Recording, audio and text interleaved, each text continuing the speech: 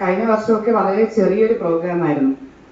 ഇപ്പോൾ രണ്ട് മൂന്ന് ദിവസത്തിന് മുമ്പേ നമ്മുടെ വിനയചന്ദ്രൻ സാറും ഷീജ മാഡവും ഇവിടെ വന്നപ്പോൾ എനിക്ക് വളരെ സന്തോഷം തോന്നി.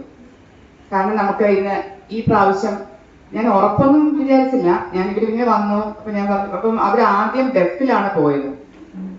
അപ്പോ നമ്മുടെ വിനയചന്ദ്രൻ സാറ് പറഞ്ഞു ഡെഫിൽ പോയപ്പോൾ അവിടെ ഓൾറെഡി പ്രോഗ്രാം എല്ലാം ആയി. അപ്പൊ ഇവിടെ എന്തായാലും പ്രോഗ്രാം ഒന്നും ആവരുതേ, അവർക്ക് നടത്തണമെന്നുള്ള ആഗ്രഹത്തോട്, ഇവിടെ തന്നെ നടത്തണമെന്നുള്ള ആഗ്രഹത്തോടു കൂടിയാണ് അവർ വന്നത് തന്നെ.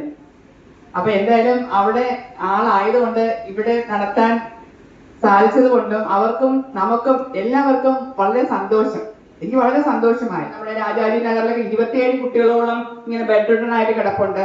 അവർക്ക് വിദ്യാഭ്യാസത്തിനുള്ള ഒരു സംവിധാനവും ഇല്ല. കാരണം കൊണ്ടുപോകാനൊന്നും പറ്റാത്ത ഒരു സാഹചര്യത്തിൽ ജീവിക്കുന്നതാണ്.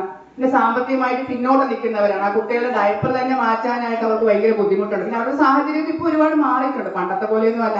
അപ്പോ അതനുസരിച്ച് നോക്കുമ്പോൾ നമ്മുടെ കുട്ടികൾ എത്രയോ ഭാഗ്യവാന്മാരാണ്. കാരണം അവർക്ക് എല്ലാ കാര്യങ്ങളും നമ്മൾ എപ്പോഴും നമ്മളെ ഒരു കാര്യം താരതമ്യം ചെയ്യുമ്പോൾ നമ്മളെക്കാളും താഴ്ന്ന ലെവലിലുള്ള ഒരു ഇതുമായിട്ട് താരതമ്യം ചെയ്യുമ്പോൾ നമ്മുടെ കുട്ടികൾക്ക് നല്ല ബുദ്ധിയും കാര്യങ്ങളും എല്ലാ കഴിവുകളും ഒക്കെ ഉണ്ട്. പിന്നെ നമ്മള് മറ്റ് തെറാപ്പിയൊക്കെ കൊടുക്കുമ്പോൾ ഒരുപാട് മാറ്റങ്ങളൊക്കെ വരുന്നുണ്ട്. അപ്പൊ അതെല്ലാം കുട്ടികളെ കൊണ്ട് എത്തിക്കുന്ന രക്ഷകർത്താക്കളെ സ്നേഹപൂർവ്വം ഈ ഇന്നത്തെ പ്രോഗ്രാമിലേക്ക് സ്വാഗതം ചെയ്യും.